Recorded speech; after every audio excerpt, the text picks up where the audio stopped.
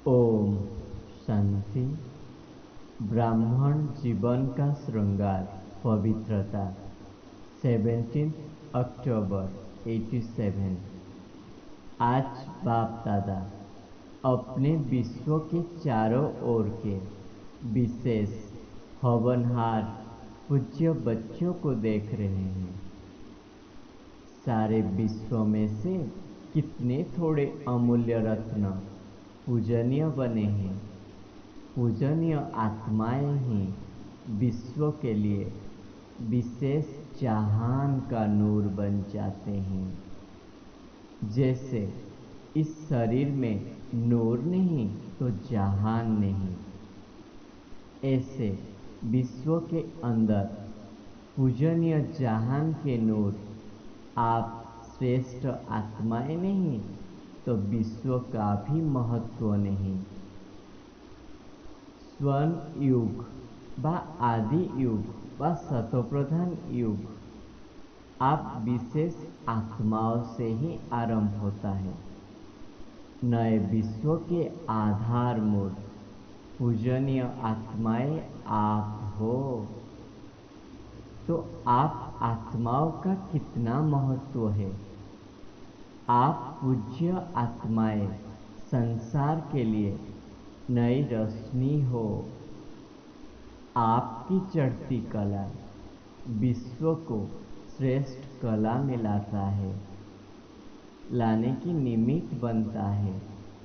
आपकी गिरती कला में आते हो तो संसार भी गिरती कला होती है। आप परिवर्तन होते हो तो विश्व भी परिवर्तन होता है। इतने महान और महत्व वाले आत्माएं हो। आज बाप दादा सर्व बच्चों को देख रहे थे। ब्राह्मण बनना अर्थात पूज्य बनना, क्योंकि ब्राह्मण सो देवता बनते हो और देवताएं अर्थात पूजनीय। सभी देवताएं पूजनीय तो है, फिर भी नंबरवार जरूर है। किन देवताओं की पूजा विधि पूर्वक और नियमित रूप से होती है और किन्हों की पूजा विधि पूर्वक नियमित रूप से नहीं होता है।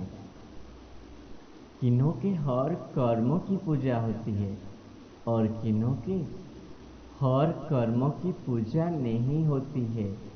कोई का विधि पूर्वक हर रोज श्रृंगार होता है और कोई का श्रृंगार रोज नहीं होता है।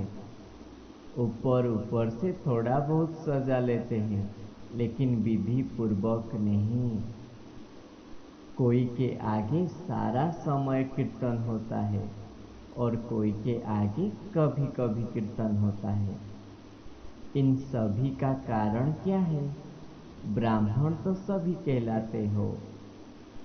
ज्ञान योग की पढ़ाई भी सभी करते हो, फिर भी इतना अंतर क्यों?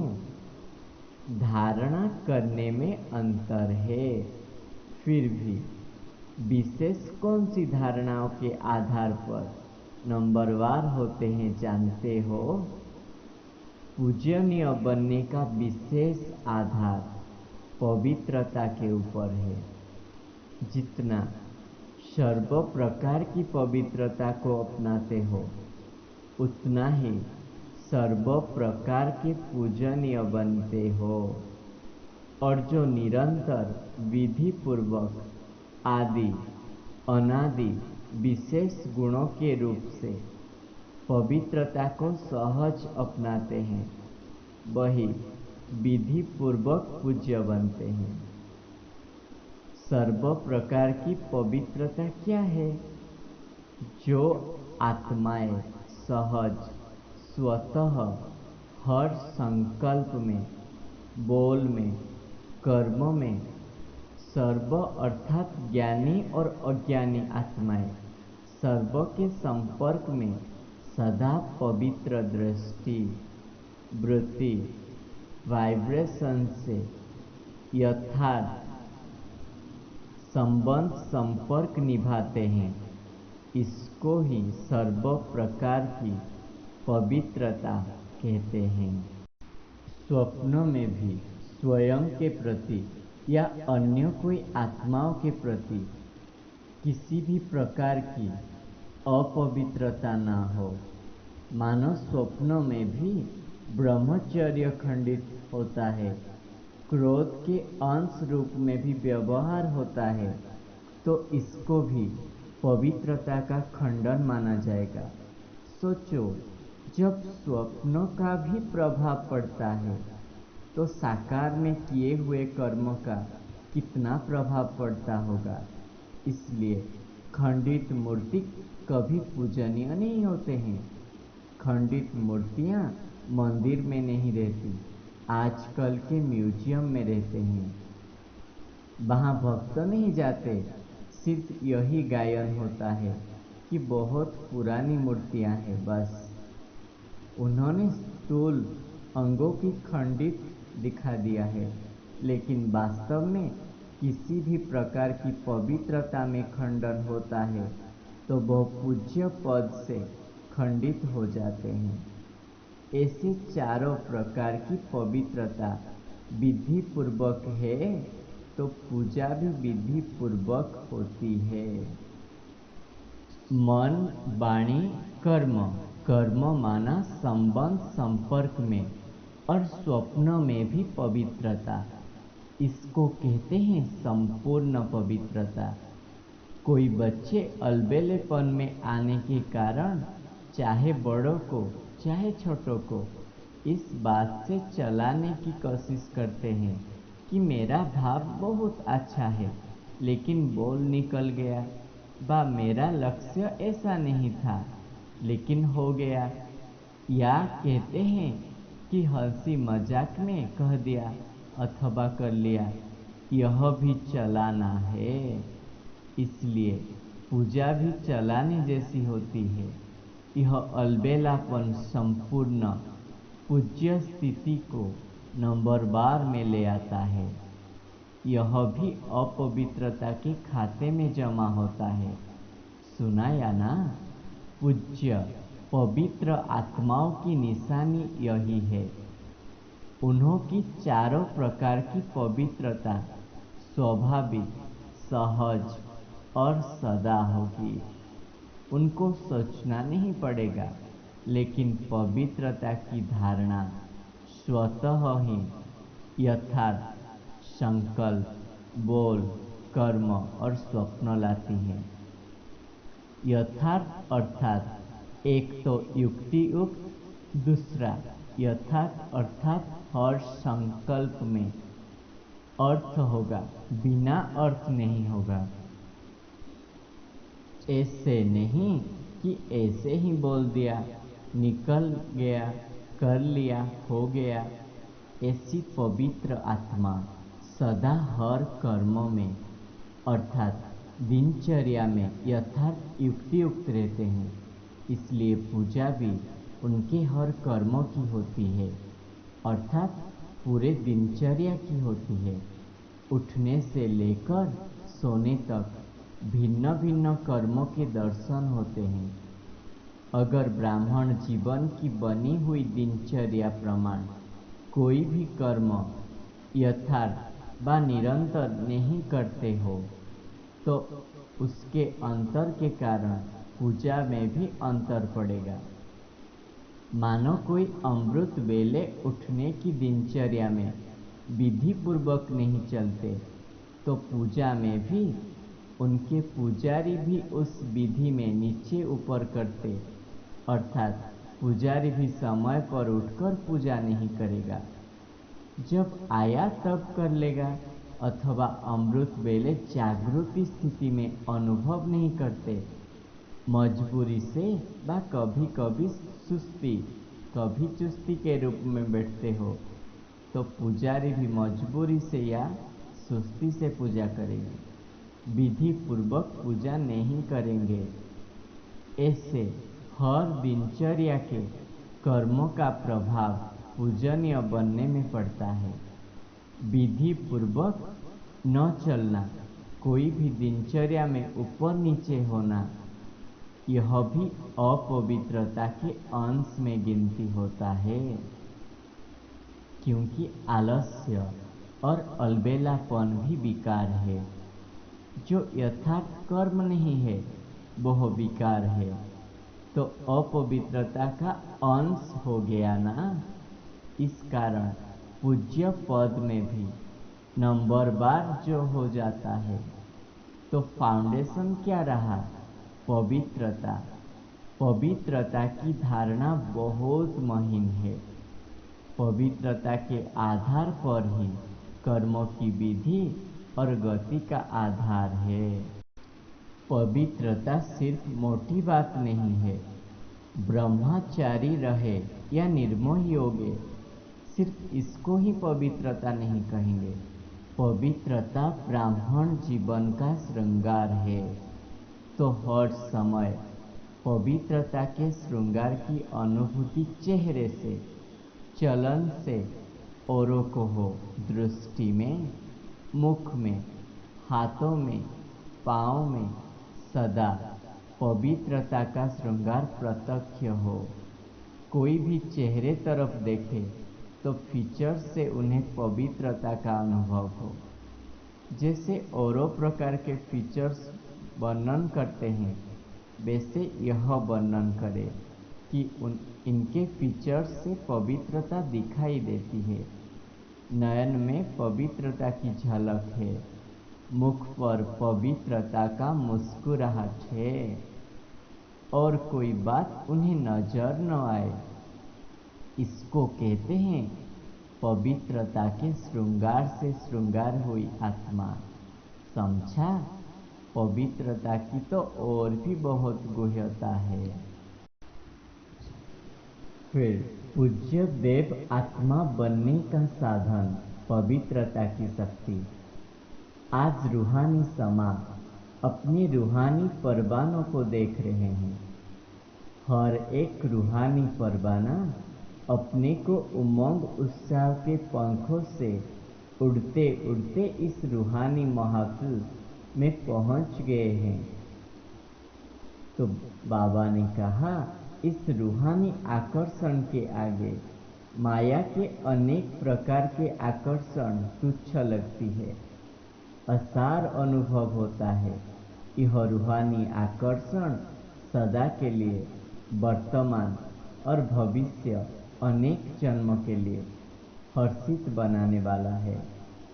अनेक प्रकार के दुख अशांति के लहरों से किनारा कराने वाला है। इसलिए सभी रूहानी परवाने इस महफिल में पहुंच गए हैं। बाप दादा सभी परवानों को देख हर्षित होते हैं। सभी के मस्तक पर पवित्र स्नेह, पवित्र स्नेह के संबंध, पवित्र जीवन की पवित्र दृष्टि, वृत्ति की निशानियां झलक रही है। सभी के ऊपर इन सब पवित्र निशानियों के सिंबल व सूचक लाइट का ताज चमक रहा है। संगम युगी ब्राह्मण जीवन की विशेषता है पवित्रता की निशानी। यह लाइट का ताज जो हर ब्राह्मण आत्मा को बाप द्वारा प्राप्त होता है। महान आत्मा, परमात्मा भाग्यवान आत्मा, ऊंचे ते ऊंच आत्मा की यह ताज निशानी है। तो आप सभी ऐसे ताजधारी बने हो। बाप दादा हर एक बच्चों को जन्म से पवित्र भव का वरदान देते हैं। पवित्रता नहीं तो ब्राह्मण जीवन नहीं। आदि स्थापना से लेकर अब तक पवित्रता पर ही विघ्न पड़ते आए हैं, क्योंकि पवित्रता के फाउंडेशन 21 जन्म का फाउंडेशन है। पवित्रता की प्राप्ति आप ब्राह्मण आत्माओं को उड़ती कला की तरफ सहज ले जाने का आधार है। जैसे कर्मों की गति गहनगाई है, तो पवित्रता की परिभाषा भी अति गुह्य है। पवित्रता माया के अनेक विघ्नों से बचने का छत्र छाया है। पवित्रता को ही सुख शांति की जननी कहा जाता है। किसी भी प्रकार की अपवित्रता दुख व अशांति का अनुभव कराती है। तो सारे दिन में चेक करो, किसी भी समय दुख व अशांति का लहर अनुभव होती है, उसका बीज अपवित्रता है। चाहे मुख्य विकार के कारण, चाहे सूक्ष्म विकारों के कारण हो, पवित्र जीवन अर्थात दुख अशांति का नाम निशान नहीं।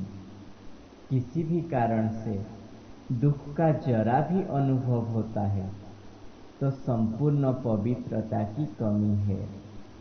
पवित्र जीवन अर्थात बाप द्वारा प्राप्त हुए वरदानी जीवन। ब्राह्मण के संकल्प में व मुख से यही शब्द कभी नहीं होना चाहिए कि इस बात के कारण व इस व्यक्ति के व्यवहार के कारण मुझे दुख होता है। कभी साधारण रीति में ऐसे बोल भी देते हैं या अनुभव भी करते हैं। यह पवित्र आत्माओं की बोल नहीं है। ब्राह्मण जीवन अर्थात हर सेकेंड सुखमय जीवन। चाहे दुख का नज़ारा भी हो, लेकिन जहाँ पवित्रता की शक्ति है, वो कभी दुख के नज़ारे में दुख का अनुभव नहीं करेंगे। लेकिन दुख हरता सुख करता बाप समान दुख के वायुमंडल में दुखमय व्यक्तियों को सुख शांति का वरदानी बन सुख शांति की अंजलि देंगे। मास्टर सुखकर्ता बन दुख को रूहानी सुख में सुखमय वायुमंडल में परिवर्तन करेंगे। इसी को ही कहा जाता है दुख हरता सुख करता। साइंस की दवाई में अल्पकाल की शक्ति है, तो पवित्रता की शक्ति में, पवित्रता की दुआ में कितनी बड़ी शक्ति है। समय प्रमाण जब आज के व्यक्ति दवाइयों से कारण अकारण तंग होंगे, बीमारियां आदि अति में जाएंगी, तो समय पर आप पवित्र देवियों के पास दुआ लेने लिए आएंगे कि हमें दुख अशांति से सदा के लिए दूर करो। पवित्रता की वृत्ति साधारण शक्ति नहीं है। यह थोड़े समय की शक्तिशाली दृष्टि व वृत्ति सदा काल की प्राप्ति कराने वाली है। जैसे अभी जिस्मानी डॉक्टर और जिस्मानी हॉस्पिटल समय प्रति समय बढ़ते भी जा रहे हैं, फिर भी डॉक्टर्स को फुर्सत नहीं, हॉस्पिटल में शाम नहीं, रोगियों की सदा ही क्यू लगी हुई होती है। ऐसे आगे चल हॉस्पिटल डॉक्टर के पास जाने का, दवाई करने का चाहते हुए भी जा नहीं सकेंगे। मेजॉरिटी निराश हो जाएंगे तो क्या करेंगे? जब दवा से निराश होंगे तो कहाँ जाएंगे? आप लोगों के पास क्यों लगेगी? जैसे अभी आपके बाप के जड़ चित्र के सामने ओ दयालु कृपालु ऐसे कहकर दुआ मांगते हैं, ऐसे आप चैतन्य पवित्र पूज्य आत्माओं के पास अपवित्र आत्माएं आएंगे। पवित्र देव पवित्र देवियाँ हमारे ऊपर दया करो, यह मांगने के लिए आएंगे। आज अल्पकाल की सिद्धि वालों के पास सफा लेने व सुख शांति का दया लेने की कितने भटकते रहते हैं। समझते हैं दूर से दृष्टि पड़ जाए तो आप परमात्मा विधि द्वारा सिद्धि स्वरूप बने हो। समझते हैं दूर से दृष्टि पड़ जाएंगे। जब अल्पकाल के सहारे समाप्त हो जाएंगे तो कहाँ जाएंगे? तो समझा पवित्रता की शक्ति कितनी बड़ी शक्ति है। सिर्फ चमत्कार दिखाने वाले नहीं हो, लेकिन चमकते हुए ज्योति स्वरूप बनने वाले हो। अविनाशी भाग्य का चमकता हुआ सितारे बनने वाले हो। इसलिए यह सब सहारे अब थोड़ा समय के लिए है। आखिर में आप पवित्र आत्माओं के पास ही अंजलि लेने आएंगे। तो इतनी सुख शांति की जननी पवित्रता, पवित्र आत्माओं बने हो। इतनी दुआओं का स्टॉक जमा है। अपने के लिए भी अभी तक दुआ मांगते रहते हो।